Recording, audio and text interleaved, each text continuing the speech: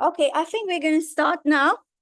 All the people who are online, keep yourself on mute, but just tell me can you see me while I'm speaking here? Because I'm going to be standing here and speaking. Yeah?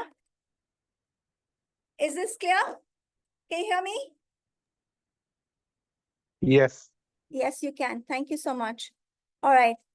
I've not muted any one of you. So in case you have anything or you want to stop me, or if there's anything that you cannot see or hear me, please stop me so that I can make sure that you're hearing me as well, right? And I'm going to do my best because it's the first time I'm actually doing a hybrid, which is online and offline. So I look forward to all your support. Okay, ready to begin? Well, thank you. Good afternoon for coming here. I'm Shagufta. How many of you don't know me? We have never met, right? Yeah, we've never met. So I'm Shagufta, and I'm an image transformation and holistic wellness specialist. I've been doing this for the past 12 years. And more about me later. Right now, we are here for this, right? The X factor formula. Okay, so before we get to what the X factor formula is and what this is all about, I have a question for all of you here and for the people online. Can you change something? First of all, can you change things if you want to? No. Yes, we can, right? Now the question is, can you change anything or something if you're not aware of it? Yeah.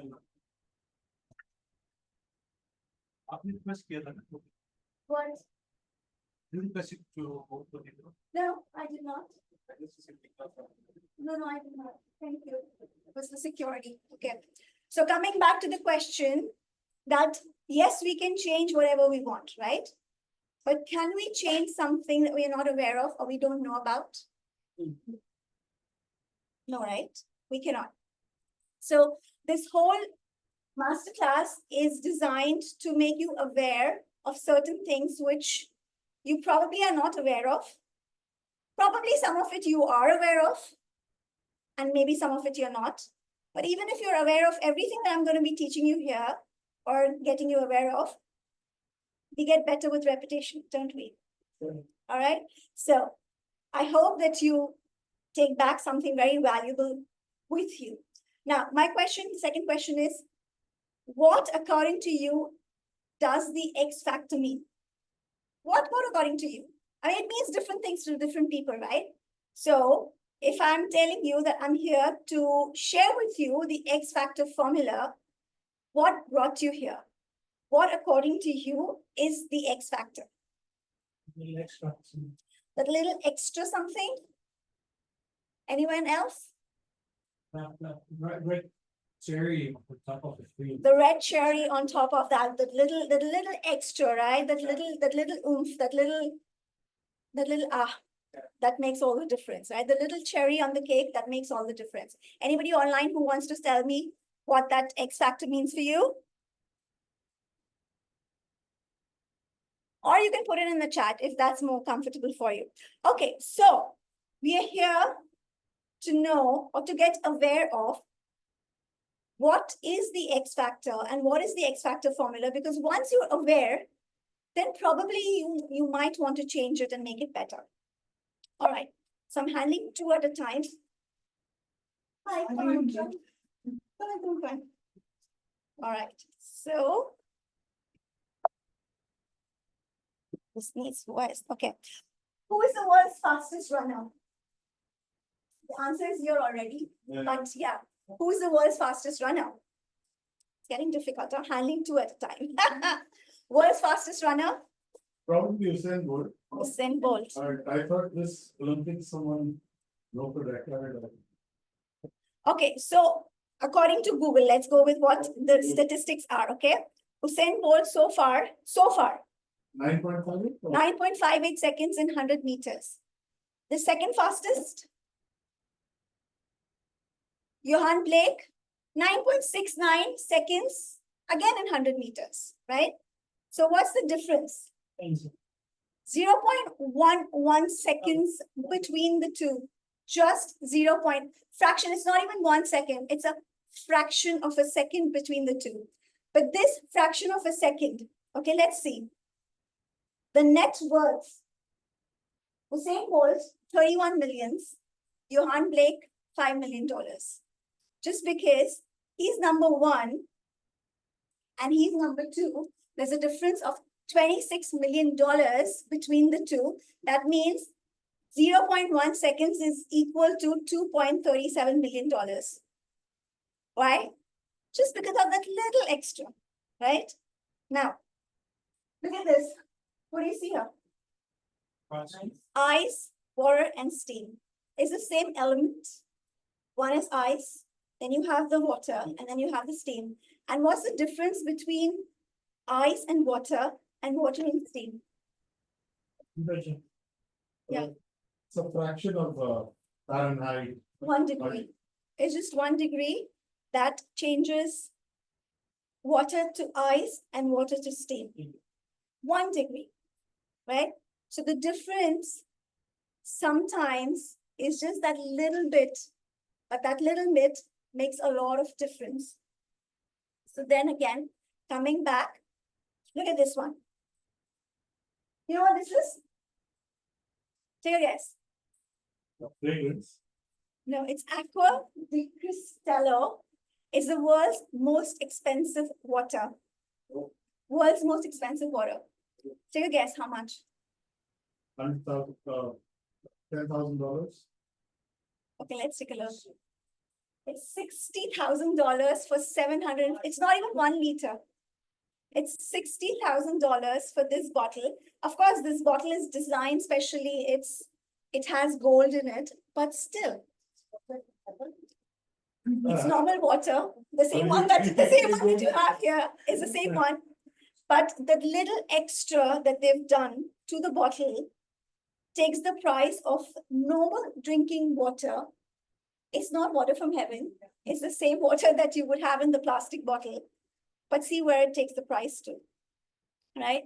So the whole point here is, again, the X factor, that little extra, the difference between the ordinary and the extraordinary is the extra.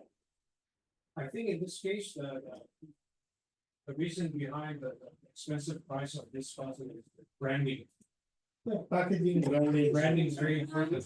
And the marketing, right? It's presented as exclusive. Status. Yeah, exclusive, one of a kind, limited edition. And so that becomes the X factor and it just kind of shoots up the price. But it's basic water. And it's the same reason why, you know, the branding and the packaging industry is worth billions. We know that, right? It's worth billions. Companies spend billions on branding and packaging, let alone marketing. I'm not even going there. Just the packaging, they spend millions and billions of dollars because presenting it in that way takes up the value of the product. Beautifully packed, the same dates, the same chocolates, you know, wrapped up beautifully, present. And even, you know, the presenting industry is also getting so much bigger in that way. Beautifully designed gift hampers. It's the same product, but you put it in a nice gift hamper, add that little extra X factor, and it looks so much better, right? So coming to us, let's look at some examples. So we're here to then again identify or become aware of what are those little X factors that we can pay attention to that would take our value, our worth a little higher. Okay, so how do we do that? By creating impressions that last. So when I talk about your X factor or my X factor or your X factor, it's about creating impressions when you meet somebody that not only you're creating it in such a way, but you're creating it in such a way that it lasts. Agree? So going forward, okay, what do you see here? Everybody has a thumbprint. Everybody has a thumb impression. Is it unique to you? That's what. It's unique. We are 8 billion plus people on the planet right now. Everybody has a unique thumb impression. Even Even twins, they have a different thumb impression. It's not the same, right? So this impression, which is very unique to you, you also create a very unique impression when you meet somebody. It's very unique to you. Agree? And this impression is what we call your image in the eyes of others. With me so far? Okay. So the impression that you're creating when you meet people is the image that they have of you. It's how they remember you. Okay. So it's called image. How they remember you is the impression that you're creating on them. And what here we are here to learn is how can we make our impressions better? What is the X factor that we can add to our impressions that would make it a lasting impression for them? Now look at this gentleman. We all know him. Yeah, who's he? Donald Trump, right? He's the ex-president and now also running the presidential candidate. When we see him, when we look at him, we have an impression, we have an image of him in mind. So he created an impression, but we remember him in a certain way, right? That's his impression as we remember him as. Who's he? Barack Obama. Barack Obama, again, one of the ex-presidents. Now, he has a very different image in our mind, right? As opposed to Trump. Both are presidents of the United States of America, but do they carry the same image? No. Completely different image, right? Because of the impressions that they've created on us. Now look at him. Photoshopped image, of course. This is not the real picture. It's a photoshopped image. It is Obama. It is Obama, a photoshopped image of Obama. All right. If you didn't know, if you didn't know him and he was running the presidential campaigns or the elections, presenting himself this way or this way, what do you think? Would you want to appoint him as your president? No. Definitely not, right? He looks more like a gangster. Here, he looks like more like a rap star. In this picture, he looks more like a gangster. He's got the gangster look, right? And what have we done? Nothing. I mean, you've not even met the person. It's just a picture. It's just a photoshopped image, right? But can you imagine if just a photoshopped image can have so much of an impact, can change our perceptions, can change our impressions? You as a live person. Can you imagine that? All right. So now let's move forward. Some of you, I mean, most of us would know him, but I don't know this side. Do you know who is he? He's a prime minister of India. Okay. He's a prime minister of India, Narendra Modi, when he, in his very early political years, when he had just kind of about not, I mean, he was still very new. Look at him. And now look at him. You see the difference? You see the difference? How he has changed his look to suit what he's doing now. Okay? Who's he? Again, he's a very famous cricketer in Pakistan, ex-prime minister, but then again, one of the superstars of cricket at his times. And he also entered into politics. So he changed his look to suit his new role. There's a difference, right? Now, these are taxis that we have in India, unlike the taxis that you see here. All right? So these are taxis that we have back in India. Now, my point here is, if you have two taxis standing there, and you were to sit into one of them, which one would you choose? Very subconscious. It's a very subconscious thing. Huh? Without thinking, if there are two taxis, you will automatically go towards the one which looks better, cleaner and better. Okay? It's a very subconscious thing. And that's the whole reason why marketing and packaging and branding is such a big industry. Because very subconsciously, we tend to move towards the better looking products. We want the good things. We all want it. Yeah. So very instinctively, you will reach for the better looking products, things that look better. Now, these are shopping bags. If there are shopping bags lying around, which one will you instinctively pick up? This one, right? The one at the bottom. And again, there are three, so you might want to take your pick depending on what your personality is, right? Now, if we do this with taxis and shopping bags, can you imagine what happens when people meet us? So when you're meeting people for the very first time, 3 to 7 seconds is all it takes. All it takes for them to create an impression about you. And this is not what I'm saying just like that. This is a very proven research done by the University of California, Los Angeles, which says that strangers make decisions within 3 to 7 seconds of meeting you. They already create. And then there's a phenomenon called as extrapolation. So once they already created an impression, and we want to make sure that the impression that they're getting of us is the best, right? So this is what we're going to focus on today. So when they meet you, you're literally like a tiered cake, like a multi-layered cake. Okay, they're observing you, every little element of you, they're dissecting you, they're watching you, they're observing you, every little thing about you. But the thing is that you cannot know what they're observing in you or what's going on in their mind when they are meeting you for the very first time. There's no way to say that. Okay, what state of a mind he is in, or what part of you or what aspect of you is he focusing on? No. There's no way to say that. And so then it becomes our responsibility that we take the utmost care to present ourselves in the best possible manner.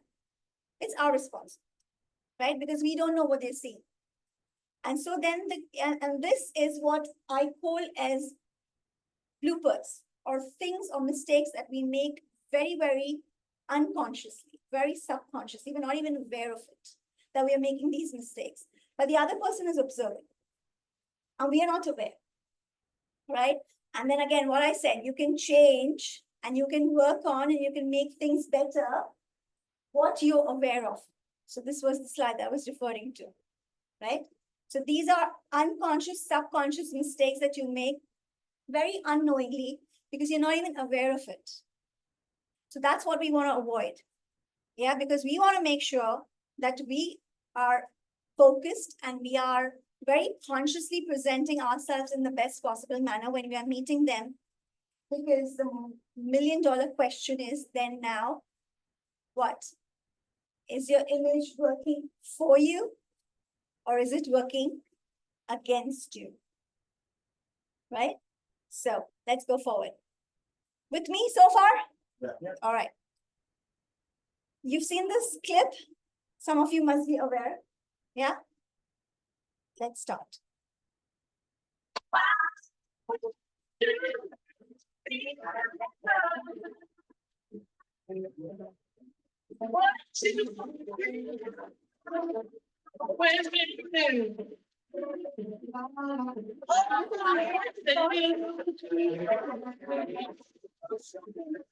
Tell me you want a woman who is simple as a flower.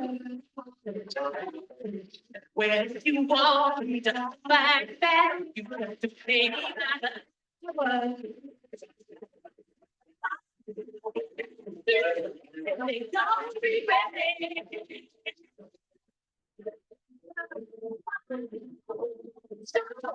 They going through.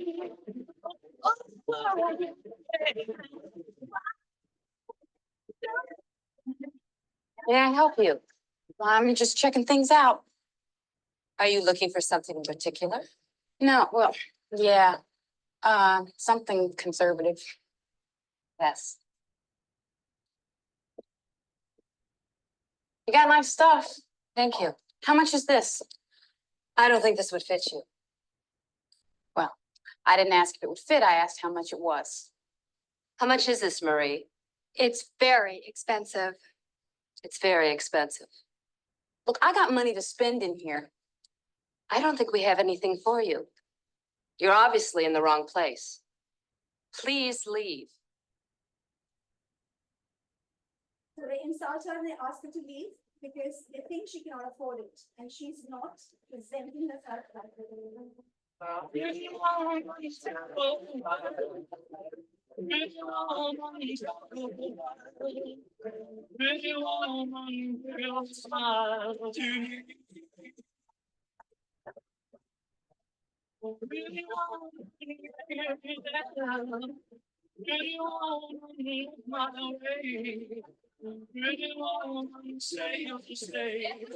you. Hi, hello. Do you remember me? No, I'm sorry. I was in here yesterday. You wouldn't wait on me? Oh, you work on commission, right? Yes. Big mistake. Big, huge. I have to go shopping now.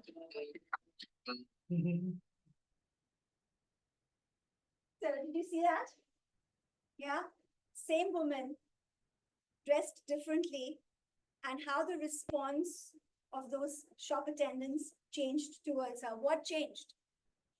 What changed? They don't know anything about her. But what changed was just the way she was dressed. This is one thing, yeah? So, again, coming back. We all have an image. When people meet us, we create an impression. That's the image. That's the picture they have of us in their mind. And we need to be mindful of what we are presenting and how we're presenting ourselves, right? So this whole thing is called image management. Can you manage it? Yes, you can if you're aware of it, right? If you know what are the things that you need to manage, then can you manage it better?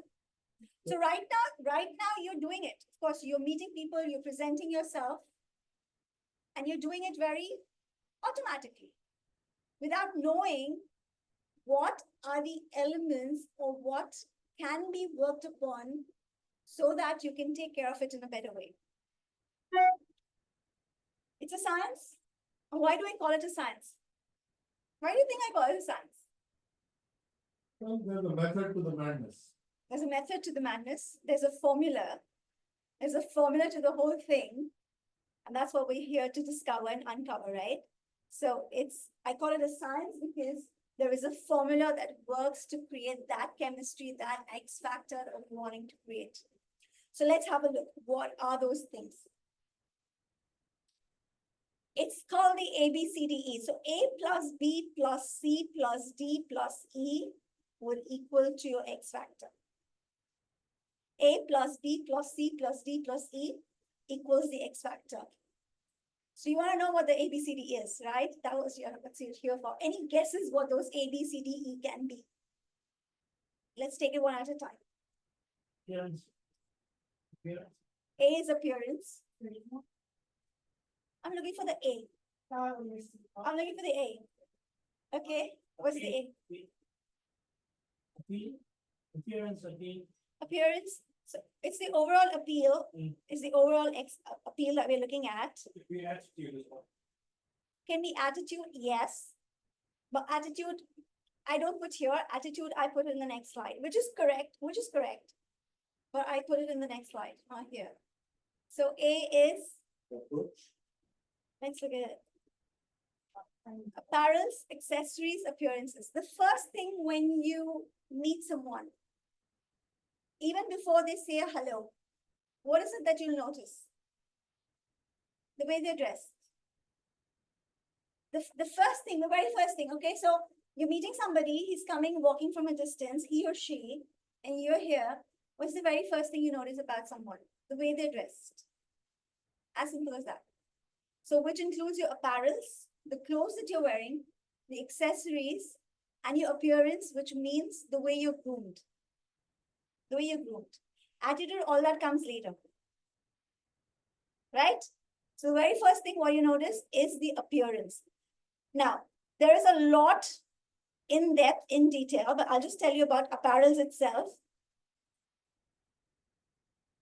So even just looking at the apparels, okay? This is how in depth and in detail we can go with just the clothes that you wear. The 4 A's of dressing, the yin and yang of clothing, the yin and yang of the self, the elements of clothing, the international style scale, the personal style scale, the body shape and vertical body proportions, the personal colors, the 4 principles of coordination. This is just to do with the apparels. Okay. once you have a deeper understanding of all of this, and you can tweak your clothes according to the situation and the people that you're meeting and how you want to present yourself. So this is just one tiny bit of the overall X factor that I'm talking about, right? So this is the aim. If I go into the depth of all of this, this is going to take me 4 or 5 hours alone.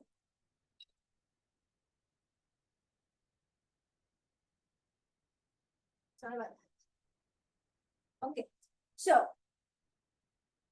the B. Coming to the B. What you said attitude fits in here in a different term. I'm looking for that. Okay, any guesses now? Body. Yeah, body. Yeah, body. language. Body, body language. Body language, and Behavior. so body shape, it comes under body. Okay, so you have these 3 things here. Body, body language, beliefs and behaviors. So if you were saying attitude comes under behaviors. The attitude that you carry, the attitude that you have, the approach that you have towards things is all part of your behaviors, which comes from your belief systems. Agree? What is the body? When I talk about the body, it is your body, your physical body, right? So all the gymming industry, all the health supplement industry, all of that, the doctors and everything, where do they fit in into this body? We need to take care of our body. Everybody wants to look good. Everybody wants to look fit. That's why gyms, gym memberships, nutritional supplements, health supplements, doctors, hospitals, yoga, nutritionists, aesthetic Plastic clinics, surgeons. plastic, I was just saying that, all the Dental. aesthetic clinics that we have, Dentist. right? The dentistry, Botox, facelifts, surgeries, all of that comes here. Why? Because people, huh? Life coaching. It's a Beliefs and different, behaviors. under behaviors, yeah. Under behaviors. So body is one thing, right? Does that create an impression when you meet someone? So appearances, accessories, even the way the accessories that you're carrying. Let's go back to the first slide, because let's just touch upon one more thing when you talk about the aim. Just by looking at a person, just by looking at their clothes, can you determine their status? Of course you can. You Also, can get an idea, right? People who get tapped. The way they wear their clothes and go to the airport. So Right. if there's somebody who's like dressed in a suit, but he's wearing a Armani or Prada, as opposed to somebody who is wearing a very normal off the rack clothes, does it tell you a difference in their status? Somebody who is wearing, a lady who is, carrying again a Louis Vuitton with a big solitaire on her hand, and somebody, just very normally, does it tell you about their status in some way? Does it create an impression in your mind? Oh, she comes from this particular class, right? The It just cars people the drive. cars people drive, everything comes under appearances. The bags people carry, so that's about the accessories. Because even just the appearance, without even having to speak to them, speaks a lot about you. The clothes that you wear, I can be wearing a jacket, but I can be wearing, like a branded one. I only wear brands. So it says things. So you're always communicating, right? Even if you're not saying, you're always communicating. So that's the importance of appearance. So even without me knowing you personally or me having to say a hello, just by looking at the way you're dressed, does it create an impression? And can I just draw some things from it about you? And that you will understand better when you actually go through all those things that I listed, the yin and yang of clothing. You understand what sort of personality that person is if you understand those elements that we spoke about. If you could go back to A one more time, do you think aura matters? Because some people are so charismatic. You That- see them and Yeah. Behavior. Yeah, so that you are in the presence of somebody. will come later. Okay, so the aura is matter. It is part of it, yes. but not here. Sometimes somebody is not wearing very expensive clothes, but just their aura makes their clothes also very expensive. So what is that? Now that you've touched upon it, what do you call? What's the aura? Charisma. Energy. Energy. Right? So that's the E. We'll come to it. We'll talk more about it later. So what you're saying is correct. It is the energy, it is the aura, but I've put it in the E part of it. I think the first three letters would be to create that image. And the others would be to maintain it, as you mentioned. So what I mean to say is the aura will actually be more of importance when you're meeting somebody. This is about the First picture, impression. the first impression, so even if you're not meeting somebody, just by looking at the picture, what is the first thing that you'll notice? The clothes that they're wearing, the way they're groomed, right? The clothes, the accessories, and the appearance is the very first thing that you notice. Yeah, of course it matters. Yeah, it all comes in grooming. So that what you've mentioned about the perfume that you wear is a part of appearances, which is nothing but grooming. So apparels is the clothes, accessories is the accessories, appearances is the grooming. The perfume that you wear also speaks a lot about, right? So there's a lot to it. And then the perfume, of course, will only come into picture when you're meeting them in person. But if you only look at a picture of a person, still, what do you notice? The first thing, the clothes, the accessories, and the grooming. That's the A. Okay.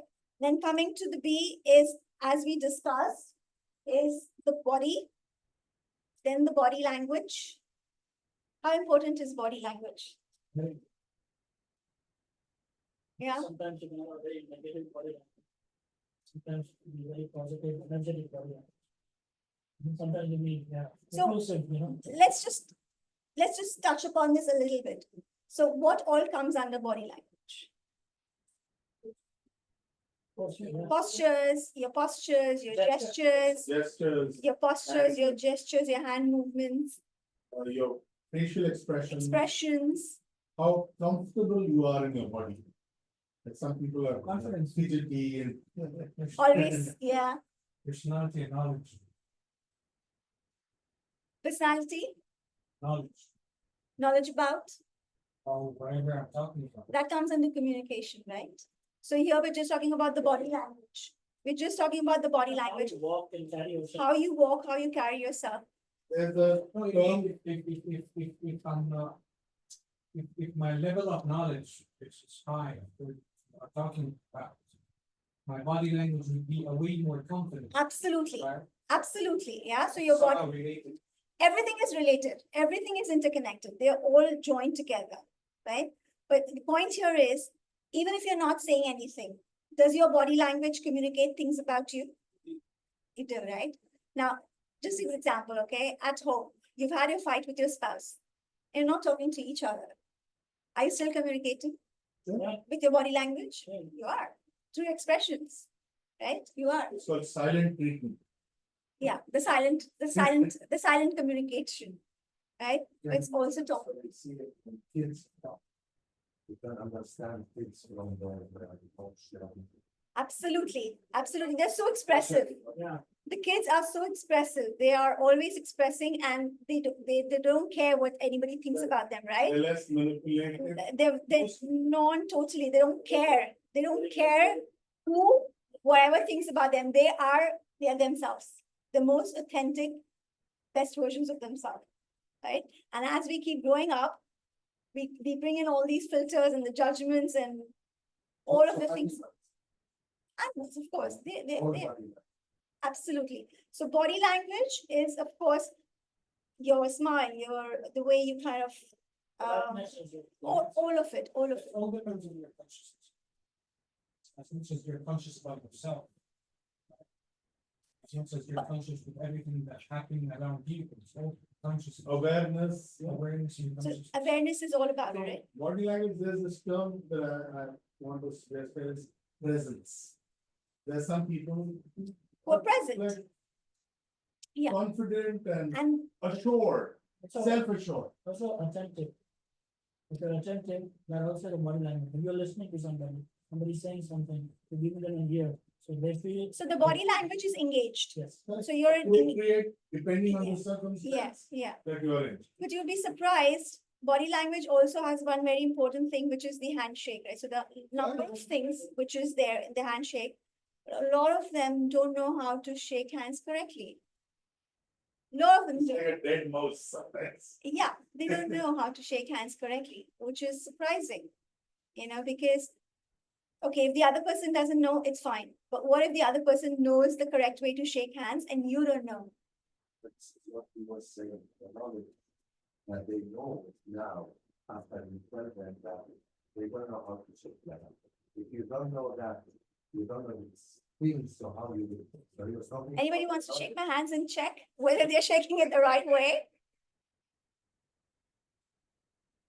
Well Yeah. done, yes.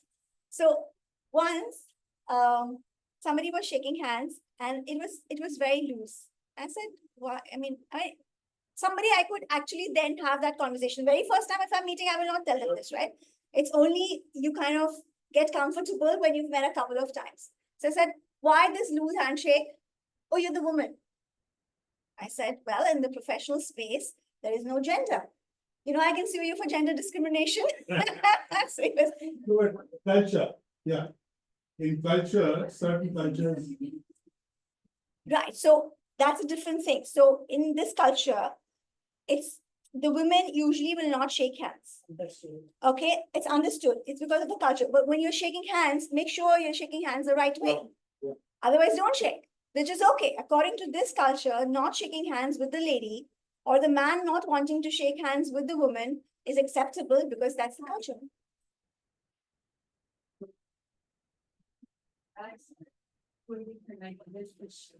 But that's not appropriate. That's exactly what I'm saying. It's because people are not aware.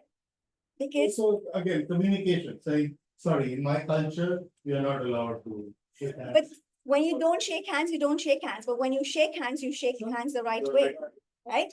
So again, this comes back to the awareness. If you're not aware, you can't make it better. You are stuck in that thought that, oh, she's the lady and I'm not supposed to be doing that. But it's inappropriate. That's not correct. You don't want to shake hands, you don't shake hands. That's acceptable in the culture that we are in. But when you do it the way it's supposed to be done. What does a proper handshake communicate, by the way? You're happy to see someone, you are present, you are considering that other person an equal. Present you. No?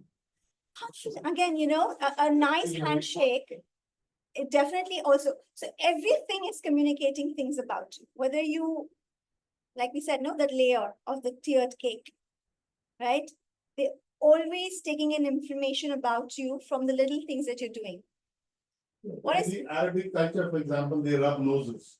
The way you do it also communicates how you are. Every That little you thing. can be just So- doing it for formality's sake, or really into it.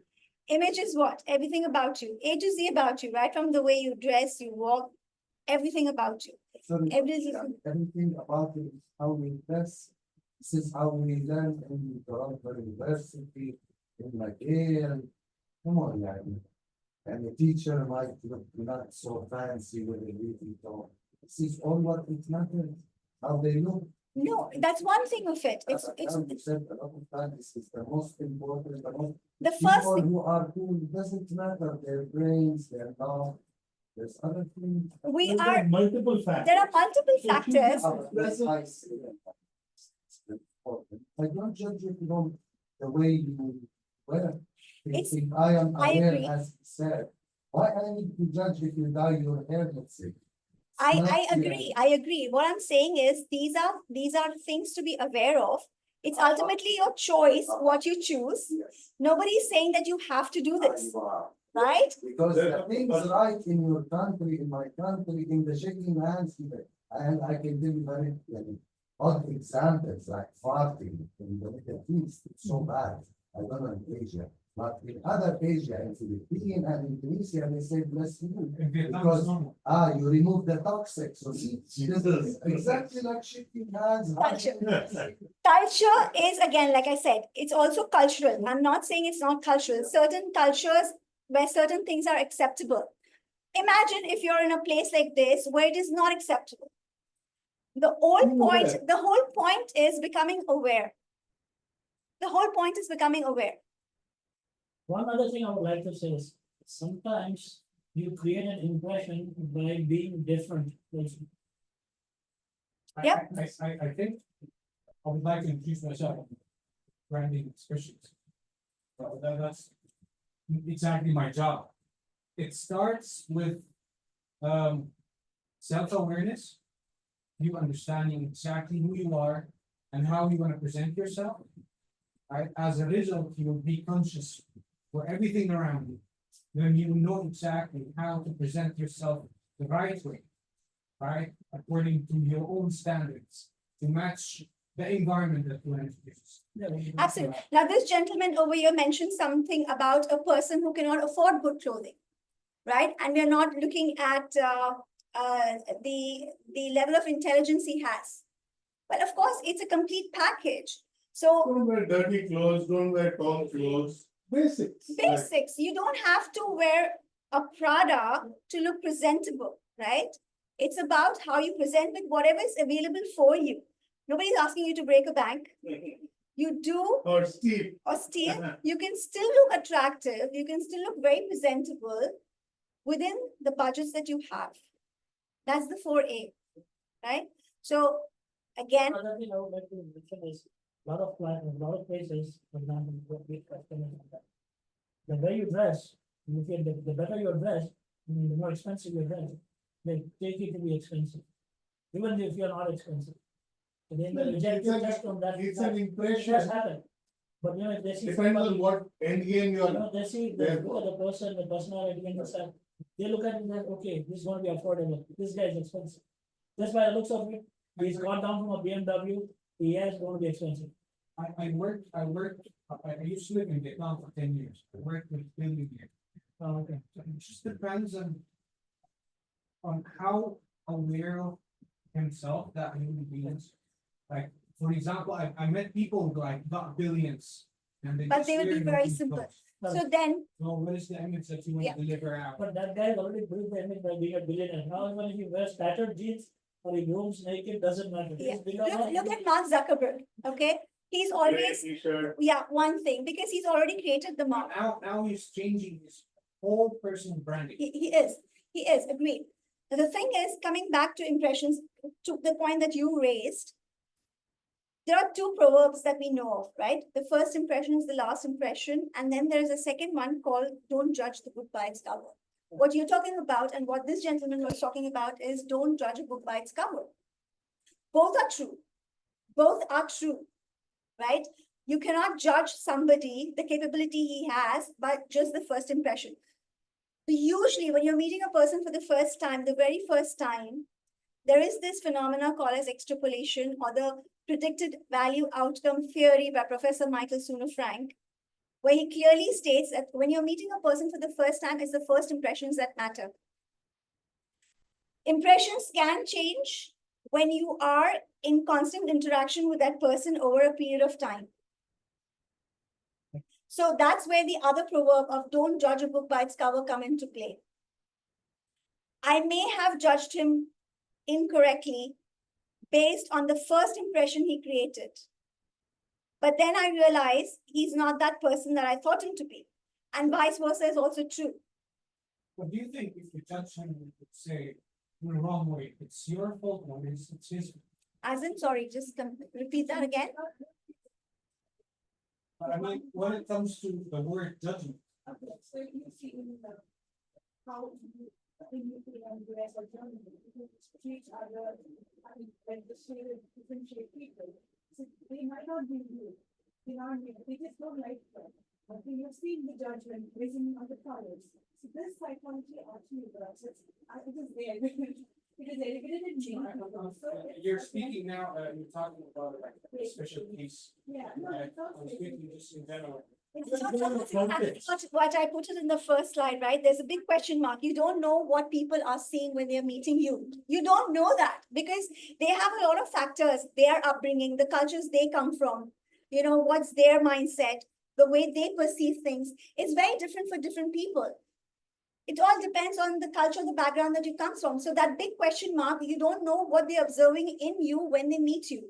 Your responsibility towards you is to do the best you can. You're not being right or wrong. There's no right and wrong here. You need to connect to your person. You- just need to be. You be the best version of yourself, right? You cannot control what they are thinking about you, because there's a lot of factors involved there: their culture, their upbringing, their thought, the way they perceive things. So that's the big question mark. You do not know what they are thinking, right? But you, for yourself personally, can you do things for yourself? Absolutely. So your responsibility is towards yourself. Period. It ends there. So where I see this going is, she is sharing some perspective. Some of it might be theoretical, but as practical people in our 20s, 30s, 40s, we know there is a situation appropriate way. Like if you are invited to a 5-course dinner by a friend who probably stays in Jumeirah, then you dress a particular way, you go a particular way. If you have a Toyota Corolla, you'll probably take an Uber Tesla to the place. And just give an example. Also, if you are invited to the red carpet at the Met Gala, you will beg, borrow, steal, and be appropriately dressed. You will not go in casuals. At the same time, if you are going to a friend's gathering at his home and it's a chill out, you go in shorts and t-shirts. So every occasion has a dress code, right?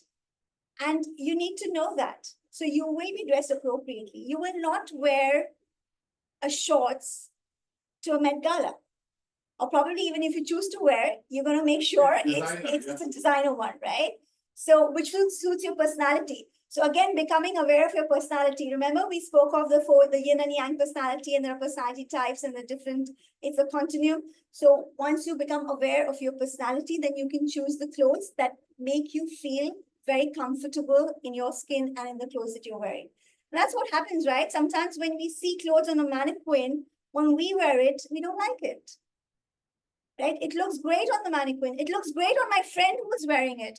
But the same clothes, the same size, if I wear it, I don't feel comfortable. Why? There's a lot of factors that we discussed in that slide about the apparels that we showed. There's a whole science behind it as to why it doesn't work for you, what works for somebody else. It looks great on her, but when I wear it, it doesn't look that nice. It doesn't look that nice. Yeah. Yeah. So this is exactly, and why there's a whole science behind it, why that happens. So that's the Just key. before we move forward, I just give her, like she gave her example. Today, my daughter needed to go to office because they had an online meeting with the client. So she was dressed in casual because it was going to be an online Online meeting. meeting, yeah. Halfway there, they said, no, we meet at their office, the client's office. So I had to go and drop her at a particular place. And she was very uncomfortable, saying, oh, I'm dressed like this. How will I go to a client meeting? I said, you are who you are. You're a creative person. No. Anyway, what if they ask, then you say, look, I was not told this would happen, but now this is important, so I'm here. That's where Accept me the way I am. that's where the C becomes very important now. In this situation, that's where the C becomes very, very important. And C is for what?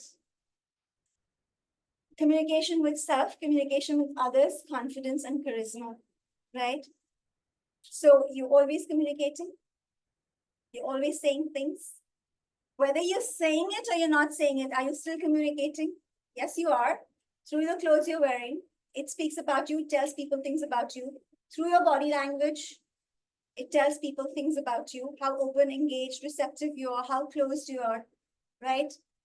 How confident you are about your own self. It reflects in your body language, right? So all of this. I personally, I think the C is more important than the B and the A. I've been into a lot of situations that I had no time to be prepared when I'm meeting someone. Taking an example, I don't know if anyone saw the movie of Will Smith when he will be arrested. He will be painting his house, will be arrested, and the next morning we will have his dream interview. So he will have no time to change his clothes. So before the management team will have the time to get that first impression, he will be communicating with them to draw the image that you want to deliver. I agree. So the confidence Is is this the pursuit of happiness? Yeah. the confidence is a very important factor. I agree. The whole point of this presentation is to become aware of what's possible. So if you have the time, would you not pay attention to your dressing? Agreed, confidence is the most important. All right. The confidence and the charisma is what sees you through where you're not dressed. Like you mentioned, if your daughter is not wearing the suit that she wanted to, but if she communicates and she has the confidence and she has the body language, that can be overlooked. Agreed. 100%. The whole point here is become aware so that wherever you can do whatever, to whatever extent, do it. Where it's not possible, fine. You still have the other areas that you can kind of, become better at. But is there a harm in knowing everything that's available for you? Because the more you know, the better you can get. Or you can prepare. Or you can prepare.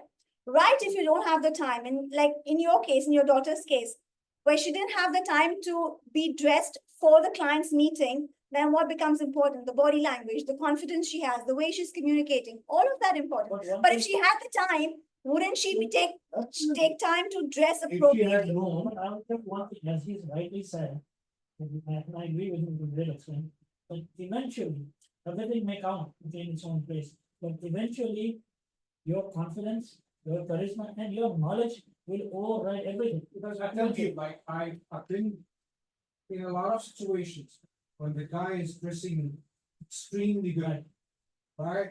But whenever he starts speaking, he loses all of the I have confidence. a question here to you on that point. Yeah. On that point. So before he started speaking is when you knew that his confidence was not okay. But up to that point, did you have a different image of him the way he was dressed? You said just now mentioned that he was very well dressed, but the minute he started speaking, it was a different story altogether. Yeah, but what I'm exactly because his knowledge, his self-awareness. There was like a glitch between the image that he's presenting Yeah. and the image that he has. That's why I'm sorry, that's my opinion again. That's why I told you the C is important because when you have the C, then your DNA Yes, I are agree. very, very, very strong. Right, in agree. representing- I totally understand. And I agree with you that the C is the most important point. The confidence is the most important thing. Let me give you an example. If you have two books, one with a very good cover, okay, but the content is okay. This is the content that you're talking about, what's inside the person. The other book you have, which is fabulous content, it's got very valuable content, but the cover is not attractive. And you don't know what the content is. I tell you, speaking again about the people who I work with. When you reach a high level of self-awareness, you reach a point that you don't care what the other people are thinking about you, But still, the people are thinking, well, but they don't care. That's why a valuable book, the author wrote it in a way, right, in a perfect way, but the design is not the most important. I agree to that. But for a layman, let's just look at a layman. Two books are kept there. One with a very valuable content and one with the content is not that relevant or valuable. But this is very well designed and this is not so designed well, which will instinctively people go for. Pick up first. It's natural, the one which is, that. And then once you start reading both the books and you will realize that, oh, this has better content than this one, right? And for the first time, if you're meeting now, coming back to what you're saying, that people know their self-worth and they present themselves and they don't care what others think about them, is because they have presented themselves consistently over time. They're already there. People know about them. For somebody who's meeting them for the very first time who knows nothing about that person. I know nothing about that person. All right? Actually, just when it comes to the way It's, First you see the image and then you know the person, and that's normal. the You're gonna confidence know if you're is confident. very important, of course. I'm not Yeah, you saying just- it's not important. Yeah, you're just telling us that. All I'm saying that these are the components. You choose whatever is important for you. I'm not saying that It's all contextual. it is. You don't have to do everything of it. You pick what resonates with you. That is your personality. That is your choices. The whole point here is this is available for you. This is what the whole 360-degree is. If you only want to pick up on one part, it's your choice. Nothing against it. There's no right and wrong here. There's absolutely no right and wrong here. All I'm saying is this is what it is, the complete picture. If this doesn't resonate with you, leave it. There's no must do's or must haves. No. It's self-awareness. Again, self-awareness. Again, self-awareness. Where does that come from? Your beliefs and behavior, your belief systems, your knowledge, all of that, Your right? mindset. Your mindset, all of it. How aware you are. It's all about awareness. It is again all about awareness. We started with that very first thing that you can change what you're aware. You cannot change and you cannot make better what you're not aware of. We started with that sentence, right? So this is all about getting you aware of what are the other things. If it resonates, take it. If it doesn't resonate, These are choices. choices. Here again, we borrow from another program, saying self-awareness gives you being and awareness of who you are being in a particular situation. Right? So that comes from experience, practice, guidance. It's combination. This program I'm referring to is called Landmark Forum. Yeah. And it's about, understanding who you are being in any situation. Are you being timid? Are you being a victim? Are you being pompous? Are you being arrogant? Who are you being? And what could you be? Like, what is the choice that you have? Absolutely. Sometimes you're automatic, as in, you're so scared, but then what will people think? Yeah. And you're in a corner and. So there are multiple factors, right? There are multiple things. And this, what you're talking about is again coming back to what he said, the awareness that you have of yourself. How aware, how self-aware are you? And a lot of that has to do with your belief systems. A lot of that has to do with your belief systems and your limitations in the mind that you carry. So that's part of the B, right? The awareness comes from there. Unfortunately, most of the people who are working on their own personal brand, right, they do the A, the B, and they stop. Right? So I'm very happy that you got the other letters that they are way more important. It's not just the external. Yeah, it is. A lot of inner work It's a whole, goes into it's a whole who you complete. project yourself to be. That is, those are like the entry in the door, but then you have to prove your worth. Once you're in the ocean, you need to Action. prove your worth. Yeah. Now see, for example, in certain interviews, right? Why is the A important? In certain interviews, when you're actually going, before you start speaking and saying stuff, what are they going to notice about you? The way you're dressed, your body language, before you even start saying things about you. So there's this. I'll say one more thing, I was in the university, studying that I was going to my career center in the university to make my CV. So the counselor, she told me, Shabir, the CV should be perfect, not even a spelling mistake. Not a dot Yeah, not out of place. So, but I have all these experience, like what everything. Say, Shabir, because there are two CVs to be selected, they're all the same. How do you think they will disqualify? Disqualify the spelling mistake. Yeah, exactly. And you have tidiness of the CV. So all your These are knowledge will go the little extras that we're talking about. Now, for example, just take today, all right? I'm here sharing this presentation. I'm confident enough talking about my subject, right? I know what I'm talking about, right? If I'm dressed in a certain way. Imagine if I were standing here in my pajamas. I'm confident, but I'm speaking in my pajamas. Would you like listening or even, pay attention to me? She's not. I will turn around, I will think it's a Exact- sport class. So Yeah, So- appearances also matter. Right? It does, right? If I'm standing here very confident, talking about my subject in a confident manner with the right body language, but I'm standing here in my pajamas, you will not take me seriously. I need to be responsible towards myself, towards my work. If I'm not extrapolation, what the message will I give out to you if I'm standing here in my pajamas? My body language is okay, my communication is good, my presentation is well designed, but I'm standing in my pajamas. Because you're expecting, say, guests here. It tells people that she's responsible for her towards herself. She takes herself seriously. She means business.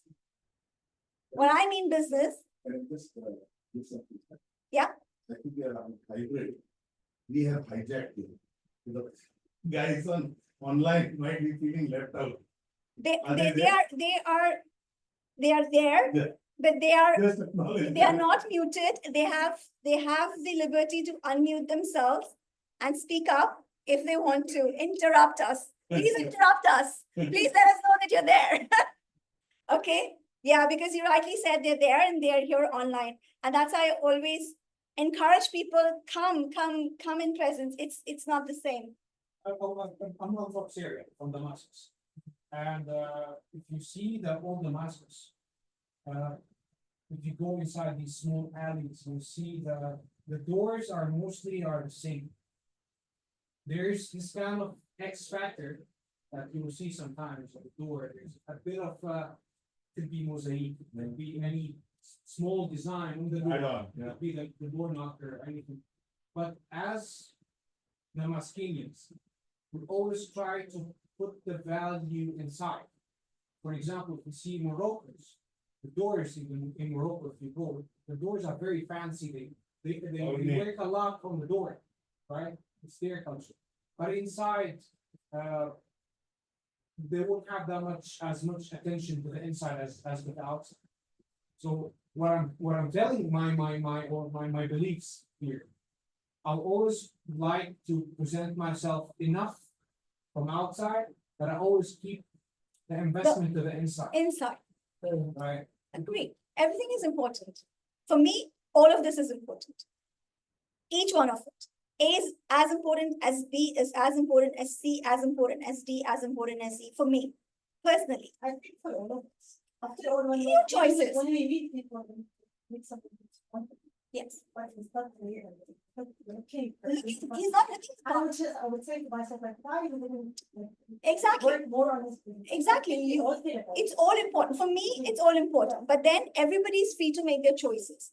If for some people, the A is not so important, they want to focus on the other aspects, so be it. Right? All I'm saying is, this is what's available, what you want to work on, your choice. Yeah? But become aware, be aware. There's one more, like he said, he's in communication business. I've spent about 24 years in the business. And I use metaphors often. So what she's talking about, I'm a foodie. So I'm looking at it from the food perspective.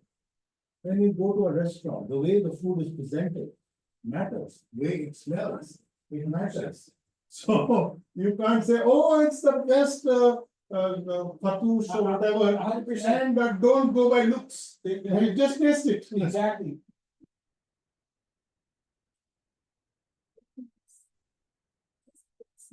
With this map,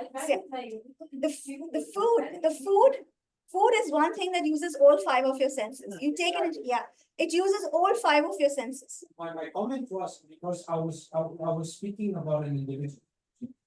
But when you speak about food, then it's a different kind of branding. I'm just You need to treat it in these kind of I'm just feelings. explaining. All right, Yeah. let's move on to the D. Yeah, we need to Yes. finish this in time.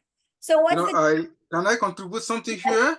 yes, please, of course. Somebody spoke up. Who's this? Yes, What's this your is name? Prudent. Sorry, I see you as upgrade Prudent. skills. Yes. Yes. Yeah. When you talk about the A, B, C, and of course D is coming in. Yes. Now, all these things, all these alphabets, they are so unique, and they are also important based on circumstances, places, culture, and wherever you find ourselves.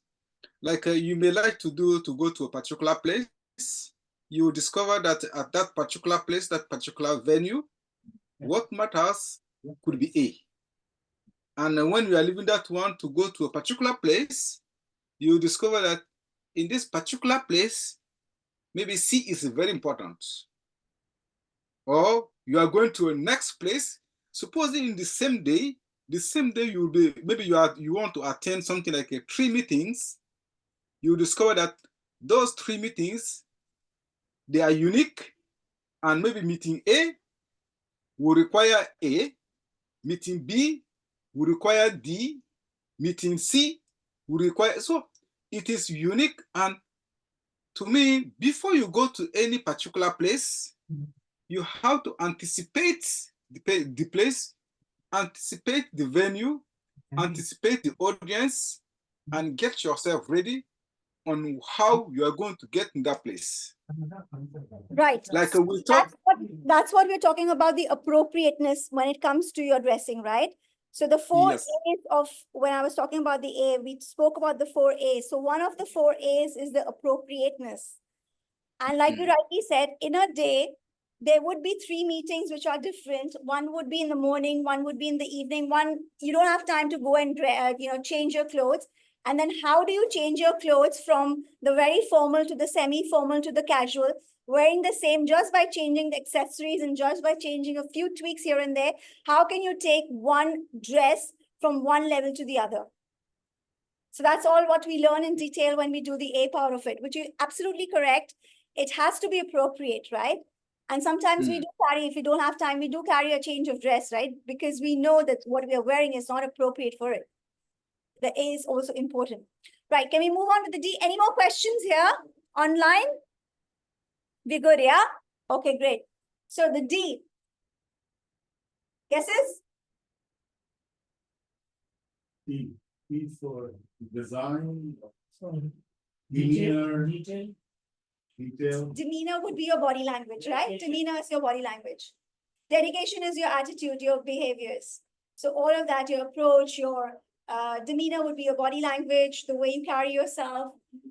discipline. Discipline is your behavior, is your attitude that you carry. It's all of that. Decoding the data, decisiveness, and your digital imprint. Yeah. Decoding the data. What does that mean? Who are you going to meet? How many people will be there? What is Carrying the forward background? from the communication part of it. So while we take in information, right? We take in information through our senses. We have 5 senses that we take information from. Sight, what, hearing, what else? Smell, taste, and touch. The five senses that we have. We only take in information through these 5 senses. You see, you hear, you smell, you taste, and you touch. Food, like we were discussing, is the only thing that uses all 5 of your senses. Or then even in the communication, when somebody is telling you something, how you decode that information that's coming to you, how do you decode? The same thing, same movie, when 2 friends go and watching the same movie, the same time, one will come out remembering something with a different message, the other person will come out remembering something with a different message. The same thing we observe. Perceptions, yeah? It again comes back to what? Your own belief systems, yeah? The awareness that you have. Because whatever happened outside, gonna be reflected whatever inside. Inside. So it's about how you decode the data, which is very unique to you again, which also determines a lot of things for you, right? So again, becomes very important here to become aware of how you're decoding the data that's being presented to you. Observation. Same situation, some people will get very angry, some people will be as cool as a cucumber. Because they've decoded the data in different ways. One situation, one person will react in one way, the other person will respond in another way. Based on what? The way they've decoded the data. Does that become an important part of your image again? It does, right? Don't you then form, impressions? Oh, he's always like that. He's always reacting like that. He's always doing that. What is that? I've decided that you always decode the data in this particular way. Does that form an impression of me in your mind, an image? It does, right? So decoding the data is also very important. How you are decoding what's presented to you. The next one, decisiveness. What you are presenting, how it was reacted by them. How it has been, how it has been interpreted by them. Actually, yesterday it happened, I was doing my presentation. And this was regarding the software. And the other person, when we asked him all the things after it ended, and I was watching everything, the whole conversation, and he said, it's perfect. Okay. After everything is perfect. Then my son was listening to me for a long while. So I asked him, how do you think it went? It was very fantastic. It was perfectly said it. No, he just wants to close this one. He was very polite. He was not reactive. He responded and he wanted to close the minutes. He said, "Man, So that was a polite. details." So that was a polite way of saying no. A polite way. Yeah. You see? That is how you decode. That's coming from experience. Right, exactly. Okay, so decoding the data. But then again, how do you respond to situations? How do you take in information? What are your perceptions about anything that's being presented to you? Right now, you're decoding the data. Correct. You're also decoding the data. You are, right? Yeah. The takeaway for him will be very different for the takeaway from you. Based on what? Again, Self-awareness and what? everything, your beliefs, your belief systems, everything based on that, right? My presentation, my communication, my appearance also will play a part in that.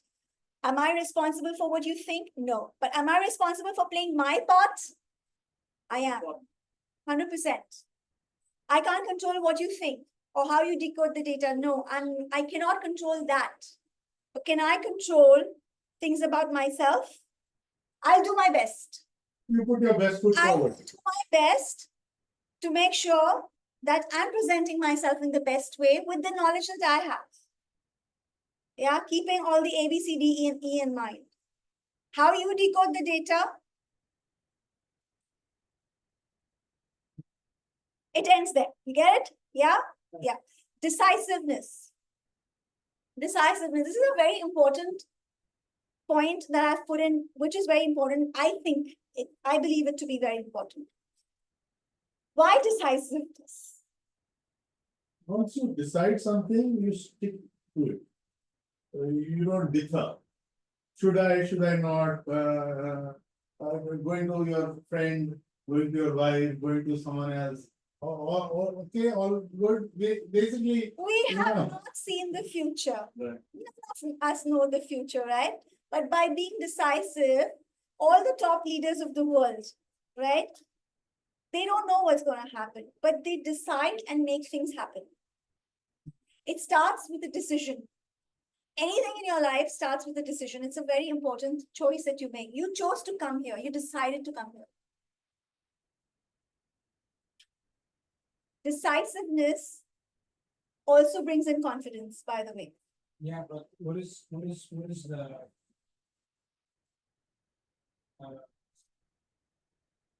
I'm always asking why. What is the step before deciding something? On how accurate your decision would be. Okay, there's no way of saying how accurate your decision will be because nobody has seen the future. Is there a way of predicting what your decision will lead you to? There's no way of predicting that because nobody has seen the future. But there's a way of deciding what's best for you. There are two processes. May I? Please. One is a modality which I teach again. It's called the access bars. And I'll share that with you. It's the access bars. It's a beautiful, beautiful modality which I teach. Again, it's a full one day class where a lot changes for you. A lot changes for you. No. It's about, I'll speak about it more when we come to the next part, but let's come to decisiveness. So the point I'm making here is that you don't know what the next minute or the future has. Nobody's seen that. Nobody can predict that, right? Nobody can do it. But then how do you decide what's right for you? Is that your question? Is that your question? How do you decide? I'm just asking you this because I want to make sure I'm answering it in the right way. Yeah. So your question is, how do you decide what's best for you? usually what happens when a decision making happens, there's a confusion between the head and the heart. Because the heart is saying one thing, the head is saying one thing. Isn't that what happens? Especially in a crucial moment when you need to picking up. So we're always making decisions. Even deciding what to wear is a decision you made this morning. Deciding what to eat. Oh, I want to eat falafel today. I want to eat chicken biryani today. I want to eat, Greek or Thai, or it's a decision. So we're making decisions, and some decisions are so small that we don't even pay attention to it. But everything is a decision, a choice that you're making, right? Okay. Let's talk about the bigger decisions of life. Agree to this, that we are always making choices and deciding on things. What clothes am I going to wear today? I decided what to wear today, right? So that's also a decision. Me choosing to have the workshop in this particular locality is also a decision. So we are always deciding, but some decisions are so small that we don't think about it. But let's come to the bigger decisions where there's a conflict, where the heart is saying one thing and the mind is saying something very else, and we don't know which direction to move. And that's where we get stuck. And we don't know which is the appropriate choice to make. Isn't that what you're saying? Is that a question? I'm putting it on a scale from my own perspective.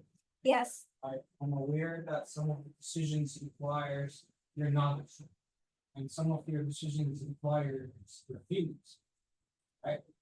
So this is again, the heart and the mind, exactly. Some decisions require your knowledge, some decisions require your mind. For me to choose or decide the things that they are good for me and they're right for me.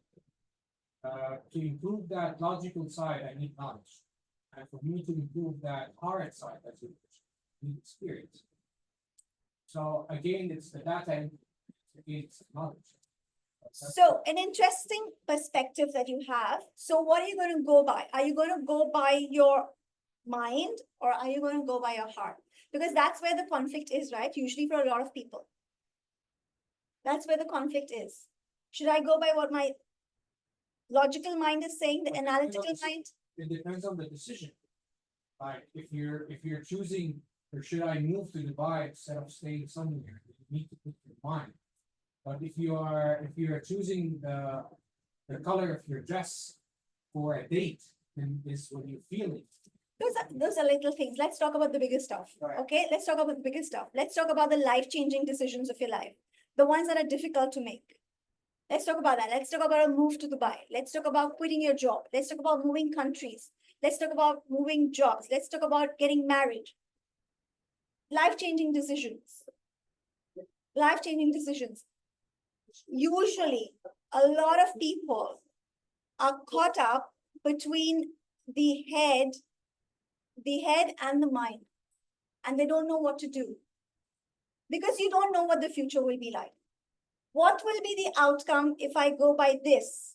Or what will be the outcome if I go by this? It's not going to be the same, definitely. It's going to be different. But that's where people get really, really confused, and they don't know what to do. Whether should I go by my heart? But my mind is saying this is the right thing to do. This is the more logical thing to do. This is going to be, the calculations, the analysis. But my heart is saying this. But when I go here, oh, no. Yes, you feel this, but logically it doesn't make sense. It's going to lead you to a lot of, but when I go here, the heart is like, but, I feel this. So let me finish. The solution to this is two things. One is a process called the embraining process. Have you heard of it? Okay, the embraining process is, there's science that is proof that you've got three intelligences: the head brain, the heart brain, and the gut brain. Right. The head brain is the thinking mind, the analytical mind, the logical mind. This is the feeling. Okay, I feel this, I desire this. This is what my heart desires. Also called left brain, right brain. Let's come to the intelligence. And then this is the gut, where the action comes from. This is your identity. So what really happens in these big situations is there's a conflict and you don't know where to go. So sometimes you'll go by, if you're more of a thinking person, you'll go by your thoughts. If you're more of a feeler person, you'll go by your feelings. You'll decide that way depending on who you are, right? And then you'll take your choices. Doesn't turn out to be, sometimes it works out in your favor, sometimes it doesn't. But what if there was a process wherein you can get the two warring or conflicting brains aligned to think in one direction? They're both aligned, and then you know exactly what you need to do and how. And how. So this is what the embraining process does. And once you've taken the decision, it becomes very simple and easy for you. It also gives you the confidence. So I'll give you my 3 biggest decisions that I've taken in my life, just as an example. The one biggest decision, life-changing decision, yes. No, when I wanted to take a divorce. Okay, this was in 2010. Okay, I got married when I was 19 years. I was still in college. I didn't, yeah. So by 20, I had my first baby. By 24, I had 2 kids. I never worked in my life before. So 2010, after 17 years of marriage, when I decided to take a divorce, because it was a nightmarish marriage right from the start. There was a lot of abuse. 2010, at the age of 38 with 2 kids, when I decided to take a divorce, I had no work experience, I had no money. My father had a brain stroke, he was not in a position to support me. So that was a scary decision I made. The second decision I made was when I decided to move to Dubai. Again, nothing. I didn't know what the future was, but I moved here. The third most, again, scary decision that I took was peak of COVID, when people are holding on to their dear lives and holding on to their jobs. I quit my job, I went and I resigned, and I started my magazine at a time when publications were closing down. A lot of other publications were moving online. I said, no, I want to do this in print. I did that. How did I make those decisions? Yeah. Because you're aware of your life purpose. I wasn't aware at that time. I wasn't. I came to the realizations much later after I made those decisions. So that when I said that the life purpose, you won't be able to know your life purpose 100%. Okay? It's that mix of feeling that you will have before you decide, and it's related to your own life purpose. That it's very hard for you to describe to the people. It's very hard for you to describe for your own self, but you're fully aware of it. The point here is, logically, my mind said, don't do this. Logically, anybody in their senses wouldn't do that. Logically, right? Here also, my heart was saying no, because at certain points it was like, no, you shouldn't be doing that. So there was a big conflict. Scary. It's scary. The heart is scared. Of course, it's not an easy thing. The mind also is saying no. The heart is also saying it's not easy, right? I still do that. I still do that. It's what Access talks about. It's what Access talk about that I realized much later. Access consciousness. It's a modality. Access is not access. You ACCESS. Access consciousness. Okay, so there's a modality called access consciousness, which makes you, what you're talking about, makes you aware of who you are. But that time when you decided, you had belief in yourself. Is that right? No, I was scared. When you're abused for 17 years. Belief is different. Belief is not a feeling. No, so that's what I'm saying. You self-doubt yourself. You don't have belief. Your self-esteem, your self-worth is rock bottom. You doubt yourself. You don't even have the belief in yourself. You doubt whether you'll be able to do it or not. No work experience, no money. You've never worked before. You've never given an interview before. You're 38 years old, where an entire new generation has entered the workforce. You don't believe in yourself either. You don't know if you can do it because you've never done any of that. There's nobody there to support you on that. I'm very sorry. not, I mean, it's extending the question, but the way I see belief is if you had, if you could even do the first step of that decision, means that you believe in yourself. Because belief is something, when people say like, I believe in myself, it's something very good. You cannot present it with one decision, one action. But it's a sign that someone do believe in that, they believe in themselves.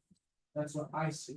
Right, you're, like I said, we all decode data in a different way. So that's your interpretation of what you understand the situation to be, which is fair enough, right? I'm talking about how I decided, where I had the doubt. I didn't know if I could do it because I never done it before, right? And then I still made the decision based on what Access teaches, which is one of the tools that Access teaches and rest of everything that it teaches, which I realized much later that, oh, this is what I did. Oh, this is what I did actually.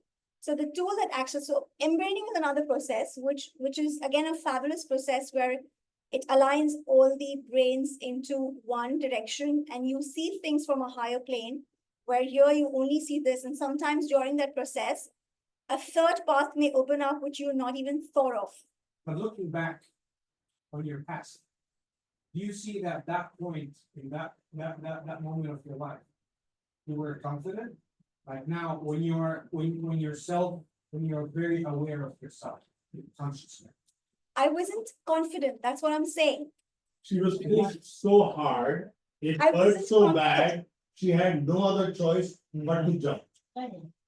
I wasn't confident. That's what I'm saying. I didn't know what I would do. I had never worked in my life before. So I didn't know what It was outside her comfort zone. what I needed to do. I didn't know what I would be good at. Okay. Did I have the confidence? No. Believe me, I couldn't have a normal conversation like this with two people. And people used to think that she is very proud because I never used to talk. Okay. Was your ex-husband a millionaire, billionaire? No, no, at all. But in the community, when we used to gather, believe me, I couldn't have a normal conversation with people because there was so much of self-judgment and baggage and stuff. And people used to think, people used to think that she is very proud. That was the perception that they had. I wasn't proud. I was just scared to talk. I was just very scared to have those even normal conversations, right? So decisiveness is again something which when we decide based on the Access tool, and let me just tell you what the tool is. By the way, I've been talking about it, but I'm not telling you what the tool is. The tool is the light and heavy tool. So whatever is true for you will feel light. Whatever is not true for you will feel heavy. Actually, we feel heavy in the body. We feel heavy. We feel heavy. What is true for you may not be true for me. And what is true for me may not be true for you. But when you go by the tool of light and heavy, you will, if you go by that, it always works. So pick, no matter what the mind talks, no matter what the logic says or the analysis says, or whatever, when you pick the tool or when you pick the choice, not the tool, when you pick the choice which is light for you, it always works out in your favor. It always works out in your favor. So one question that somebody asked me in one of my classes is, oh, light means easy. No, light doesn't mean easy. Light doesn't mean choosing the easy path.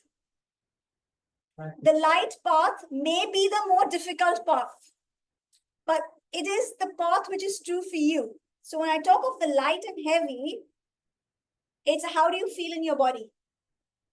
You'll actually feel lighter in your body. So if you have two situations, think of it, think of the two choices and see which makes you feel lighter in the body. You'll actually feel a lightness, like something has been taken off your shoulders. But when you think of the other one, like take the example of my divorce, right? Let's just take that example. All right. Now, both the situations are not happy situations. If I'm there, I'm still miserable. If I leave, I'm still miserable. Because there are a lot of challenges. I don't know what I need to do. I don't have the money. I don't have a father to support me. I don't have none of that. I have 2 kids. So is it an easy path? No. If I'm there and I don't move out, I'm still miserable. I'm still, me and my kids are still in that rut situation. So both are not happy choices. It's very easy between a sad choice and a happy choice. You automatically go there. And what do you do when there are 2 choices which are equally miserable? Unknowingly at that time, which I didn't know, I picked up the choice which felt lighter. So for me, though this was a more difficult path, but I chose that because it was lighter. It felt lighter to be out of there. Even when I quit my job during COVID. Yeah. Even during COVID, when I quit my job to start, and I had no savings again, right? And I started a business. I've never done business before. But did that feel light rather than being in the job? It was a secure job during COVID. That was a logical thing to do. I was feeling very heavy. Quitting the job, starting a magazine felt lighter. Though it needed a lot of money, but still felt lighter. The job felt heavy for me.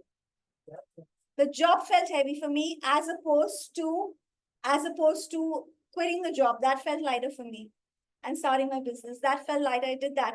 And in the 3-4 years, I've successfully run the magazine. I've done a project with the US consulate. I've launched my own book here. That you see here. How did it all become possible? Because I followed what was light for me, not what was heavy. It's called transform yourself, turbocharge your success. Truth of the word, right? I transformed myself. If you had seen me back 14 years back, I'm not what I am today, right? So it's all about getting aware and transforming yourself, making yourself better to turbocharge your success. What I've done in 14 years, I'm proud to say this, what I've done in 14 years, people sometimes take a whole lifetime and even they will not be able to do what I've done in these 14 years. Because I've worked on myself. I've transformed myself and made choices unknowingly. I just take it, I'm very grateful for that it just came to me that I've always made choices that have felt lighter. Not gone by the logic of things. And then later I discovered, oh, this is an access tool that you go with the light and heavy tool. Now, digital imprint, need to finish, yeah? Digital imprint is what? The way you are on social media? Absolutely. So whether everybody's on social media, right? Everybody is, whether, even if you're not on social media, Facebook, Instagram, some people, oh, no, we don't like social media. We're not on Facebook, we're not on Instagram, we're not on YouTube, we're nowhere. But you're on WhatsApp. Everybody uses WhatsApp. That is also the way you are presenting yourself. So whatever way you're presenting yourself digitally is your digital imprint. Does it tell people things about you? Yes, it does. It does speak a lot about you. Your WhatsApp messages, your WhatsApp status speaks a lot about you. The kind of comments that you put, the kind of posts you put out, it tells people about your thought processes. It tells people about your lifestyle. It tells people about the work that you're doing, isn't it? We are putting our information out there about us. Our picture speaks. Our picture tells them things about us. The statuses that we put, the comments, the way we engage with people. It's important. For a lot of job seekers nowadays, HR, they essentially go to your social media profiles to see what kind of connections, what kind of life that you have. Your posts, the way you talk, the way you communicate, it tells them things about you. There are agencies that are hired especially for this to analyze your profiles. They analyze your profile. They can tell you what sort of a person you are, what you would be good at, just by the information that you put out digitally. There's special agencies who do this, analyzing your profile. Everything about you, right from, the kind of background, your thought process, the kind of person you are, your status, everything can be analyzed. Everything. That's simple. Yeah. So again, what are you putting out there? What are you putting out there? And then the last one is the E. Etiquette's Enneagram energetic hygiene. Etiquettes we all know. Right? So many etiquettes. Mannerisms. Your etiquettes are your mannerisms. Email etiquette, phone etiquette, queue etiquette, travel etiquette, washroom etiquettes, meeting etiquettes, social media etiquettes. Yeah. Some people, they just type out messages in caps without realizing. You know what that means? Shouting. It means shouting. You don't do that, right? What are the other etiquettes that we have? One very important etiquette. Dinner table. Dining etiquettes. A lot of meetings these days are not in boardrooms. They are over food, over lunches, over dinners, over meetings. You just said, right? You went for it. Yeah. So dining etiquettes, very important. The little things, the little nuances of that. Email etiquettes. What else? Host etiquette, guest etiquette, Digital, like email. email etiquettes, phone etiquettes. So etiquettes is also a very important part of your entire X factor. Time. Driving etiquette, road etiquettes. Road etiquettes, yes, of course. Road etiquettes. Back in Vietnam, we used to invite whoever we want to do business with to play golf with us. So you'll understand exactly if that guy has some etiquette. If he's in rush, if he's, if he's chill, you'll understand a lot about that person from golf. Because golf has a lot of etiquette. Etiquettes, exactly. So etiquettes again is what? Your behaviors, your mannerisms. Tells a lot about you. X factor, right? Enneagram. Anybody knows what the Enneagram is? Anybody knows what the Enneagram is? No. Enneagram is the 9 personality types. So I'll just show a picture of this. This is what the Enneagram looks like. So you have all of it, but one would be the strongest for you. Again, this is becoming aware of yourself. Because when you know who you are or what type of, you understand where your behaviors are coming from. Are you a 9? Are you a 1? So 1 is usually a perfectionist. These kind of your personalities divided. This is called the Enneagram. These are ranking or just random numbers? No, these are not ranking. These are all very carefully, Types. different types of personalities that you are. It tells you a lot about you as a person, yourself. Why do you respond in a certain way to a certain situation? It tells you about that. It's called the Enneagram. Why do, whenever any situation will come, you see a pattern in your life or you see a pattern in somebody else's life? It's because they are driven at the core. You're this person. It tells you a lot. And again, like I said, when you're aware, you can change it. If you're not aware, you're very blindly living your life. Chal rai. It's going on. Let it go the way it is, right? Becoming aware is the first step to creating the change that you want. So let's go back to the E. So you got the Enneagram? Yeah. Good tool to look up. It'll tell you what type of personality you are. Why you behave a certain way, why you think a certain way, why you respond a certain way. It's because at the core, you're that personality. Just having that understanding also helps between relationships. So now you know between husband and wife, oh, he behaves this way because he's this personality type, right? And you know she behaves in a certain way because she is from that kind of a personality. So communication becomes easier. Energetic hygiene. Energetic hygiene, again, coming to what we said, the aura, the energy of a person. Now, we have 2 bodies. This is the physical body, which we take care of. We bathe. We take care of our surroundings. We take care of our cars. We clean our cars. We send our cars for maintenance. We clean our homes. We clean our bodies. Yeah, we take a bath. We do. All of us do, right? But imagine we also have an energy body. You have energy channels and you have an energy body. You can also see it, right? The sun is not at the right, otherwise I would have shown you. So if you just focus here for some time, and you can do it later, or you can even see it now. If you focus here, 6 inches above and 6 inches behind, if you just keep focusing on this one point, you'll start noticing a white band around my body. Try karo. You try it when you go home. Okay, try it with each What other. is it? It's 4 inch and So 6 inches above, 6 inches behind. Just focus on this point. And you'll see the white band around the person's silhouette. That's your energy body. Oh, yeah. So everybody has an energy body. This is the aura that he was speaking about. It's called the aura. Do we clean it? We clean everything, but do we clean our energy bodies? Most of us don't. Most of us don't. You do, which is very good. What do you do to clean your energy body?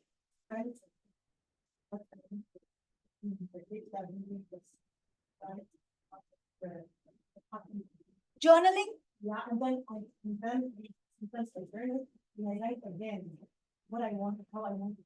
So journaling is not what I call energy. I mean, it's all interconnected. No, it is a form. It is a form. Yeah, I understand. It's a form of healing. I understand it's a form. It's a form of healing, but where you're working at the subconscious and the energy, everything is energy, right? Everything is I energy. do meditation. Meditation, yes. With the Quran. Yes, yes.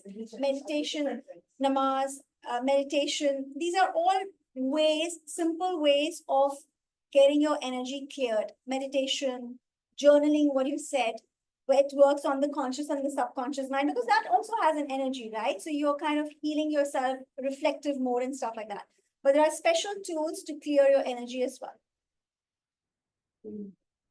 Clearing the clear. So you have pranic healing, you have Reiki that specifically focus on that, but then there are more.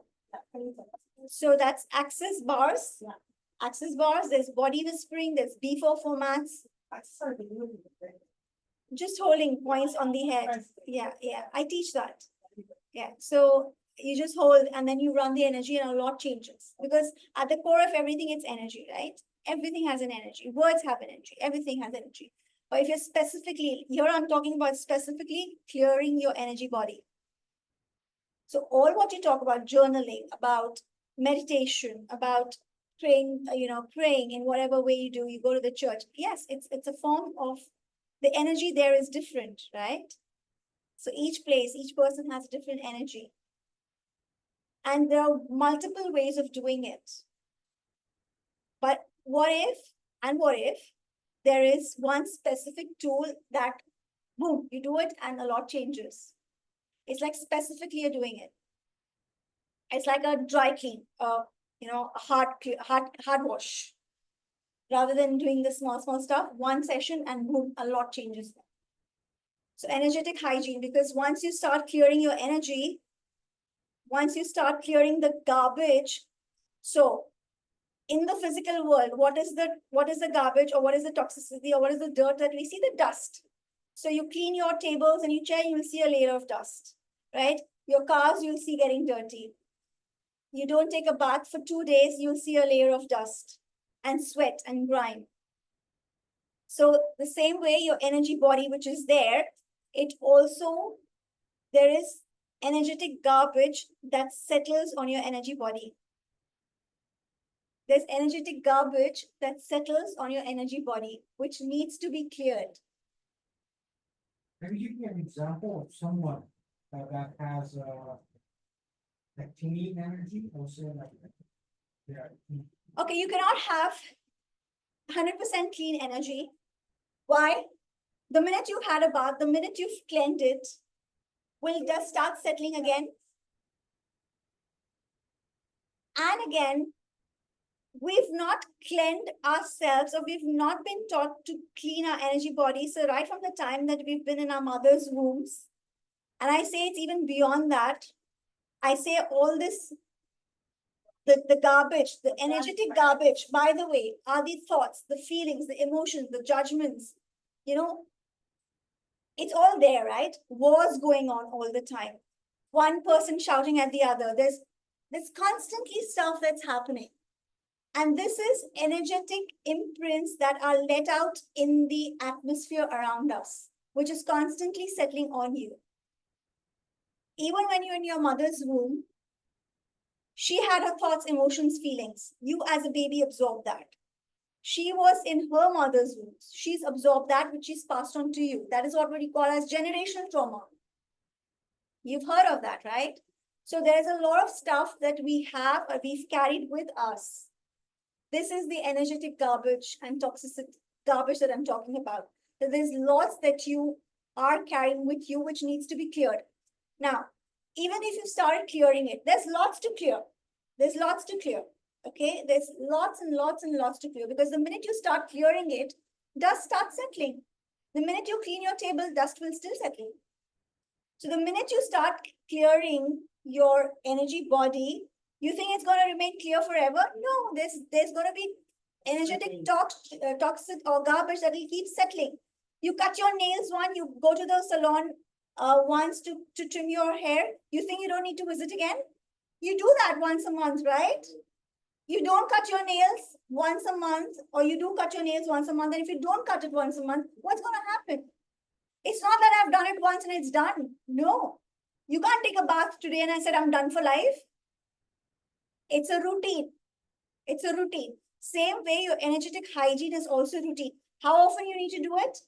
Do it once every week. If not possible, do it once every fortnight. If not possible, at least do it once a month, but do it and you'll start noticing the difference it makes to your life. I do it every week for myself. Yeah. And as you start clearing your energy body, you will start noticing how your thoughts start changing, how your feelings start changing, how your energy, your aura, the vibes that you give out start changing. And if you put it in one sentence, what is the remedy for that? So there are multiple ways. There's not one way. Actually, there are multiple modalities that are available for your energetic hygiene, right?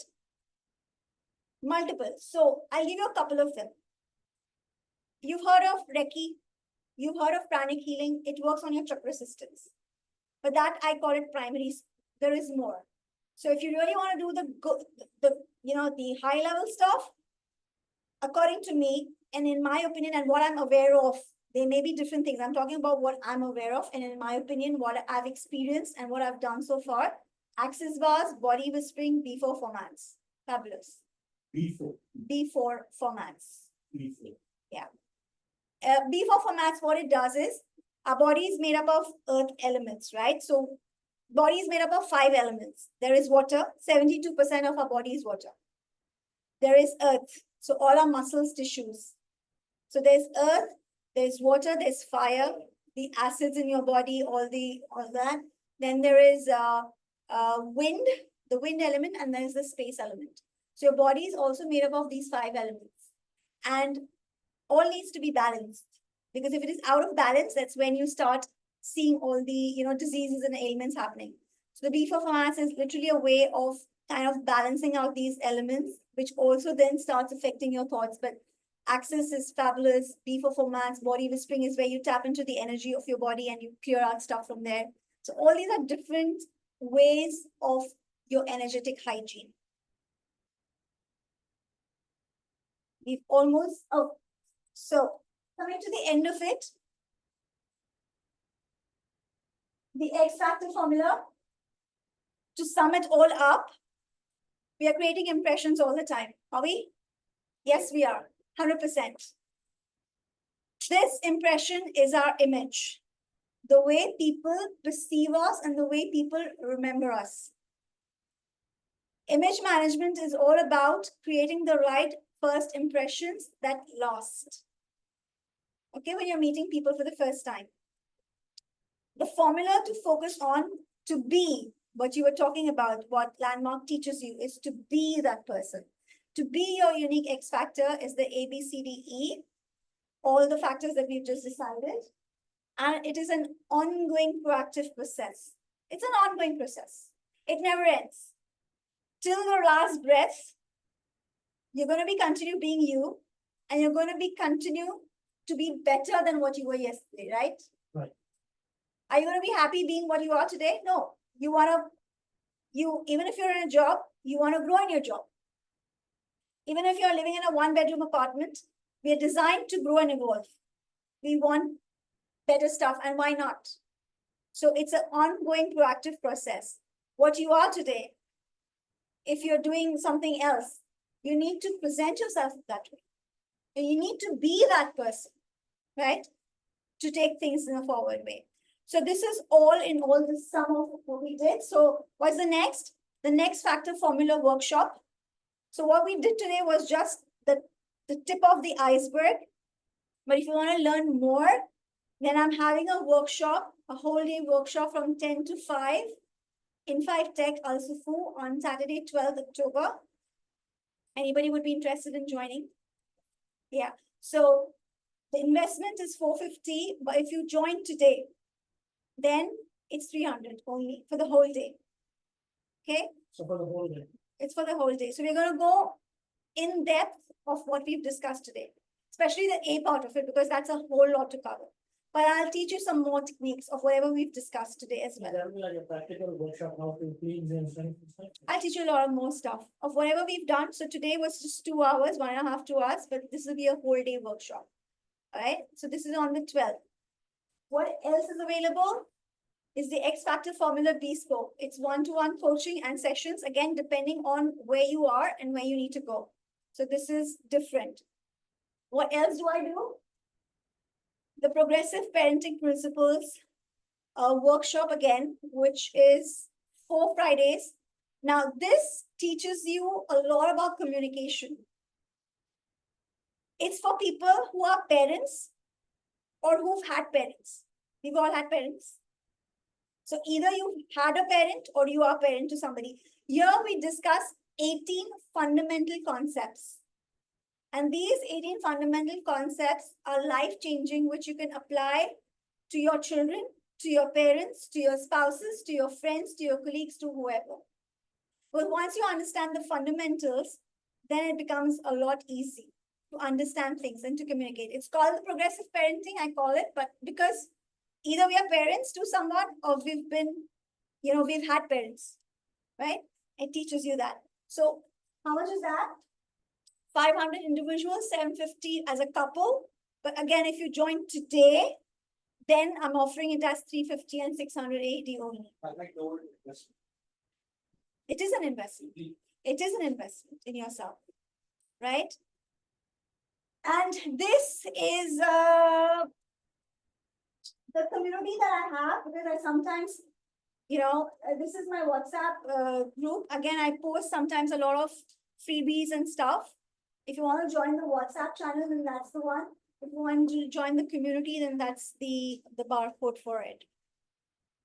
Can I have the funds predicted? Because according to that, I will decide if I join the next one. What do you want? Funds. This presentation? No, sorry, that's cannot be shared. All right. Any questions? Online people, any questions? We've come to the end of the masterclass. I hope you enjoyed. I hope you learned something new. I hope it was valuable for you, and thank you for your valuable time. Any questions? Any questions? Online?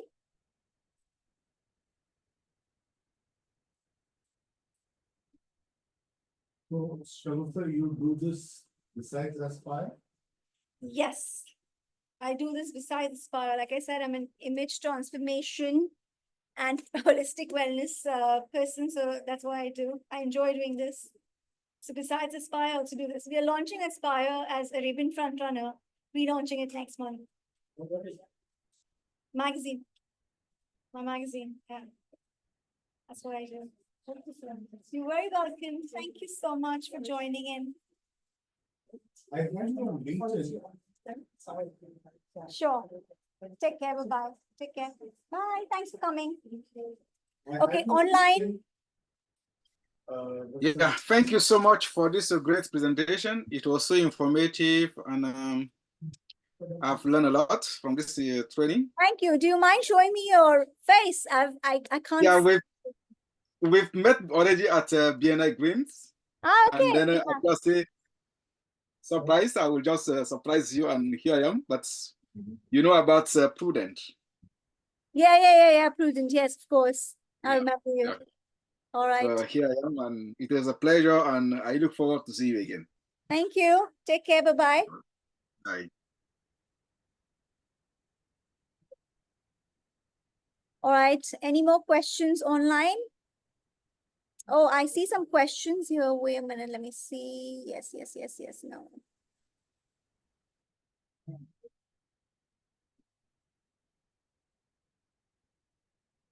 Okay. I'm just